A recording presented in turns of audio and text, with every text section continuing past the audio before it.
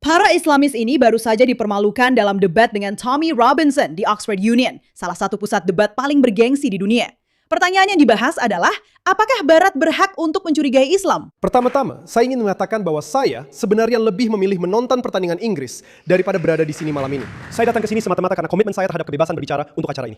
Saya tahu kalian memiliki pandangan yang sangat bertolak belakang dengan saya. Tapi saya tahu bahwa orang-orang mungkin mengundang saya ke suatu tempat tanpa menyadari apa yang akan dihadapi. Jadi saya sepenuhnya sadar akan reaksi keras yang mungkin saya hadapi. Tapi saya mengapresiasi kalian atas pembelaan kalian terhadap kebebasan berbicara. Dan itulah alasan saya datang malam ini. Jadi Islam menampilkan dirinya sebagai agama yang ingin mencari titik temu dengan orang lain. Mari bersepakat pada satu hal, kata Muhammad. Mari kita cari titik temu. Tidak ada yang perlu dicurigai di sana, bukan? Tapi masalahnya adalah pada tidak ada sekutu. Itulah kuncinya. Islam mengatakan ingin mencari titik temu. Tapi titik temu itu harus Islam. Orang Kristen harus menyangkal bahwa Yesus adalah anak Tuhan, sekutu bagi Tuhan. Bagaimanapun, mari kita cari titik temu. Berapa banyak dari kalian di sini yang gay?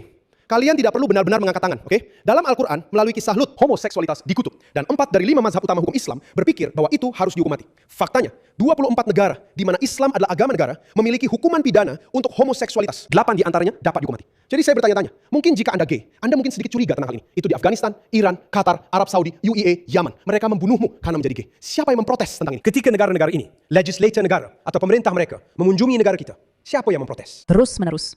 Luar biasa. Menakjubkan. Menarik. Aku bisa menonton ini sepanjang hari bersama kalian. Seperti yang mungkin kalian tahu, aku akan melakukannya. Aku akan menonton ini. Dan kalian juga harus terus menonton ini. Karena begitu debatnya benar-benar dimulai, semuanya jadi sangat jelas. Sangat jelas siapa yang benar. Stephen Yaxley Lennon yang dikenal oleh para hooligannya sebagai Tommy Robinson. Stephen, ada kerumunan di luar yang sedang rusuh menentangmu malam ini. Dan tanpa perlindungan serta kemurahan hati dari seorang Presiden Muslim Palestina dan komiti eksekutif yang sebagian besar berasal dari Asia Selatan, kamu benar-benar akan celaka.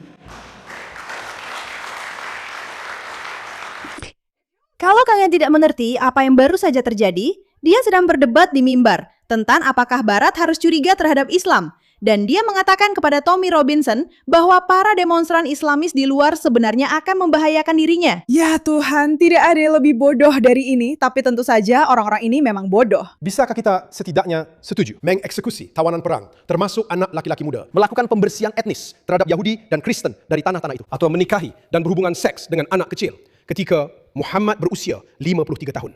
Bisakah kita setidaknya sepakat hari ini? Muhammad bukan dan tidak pernah menjadi teladan sempurna bagi umat manusia. Juga bukan contoh luhur dari keunggulan moral. Bahkan sebaliknya. Teman-teman, hal yang gila adalah ketika kalian menonton ini dan melihat betapa jelas dan akuratnya hal ini, kalian tahu apa yang akhirnya terjadi? Mereka kalah. Islamis menang karena orang-orang memang setakut itu. Jika ada contoh yang lebih baik tentang betapa takutnya orang-orang, inilah contohnya.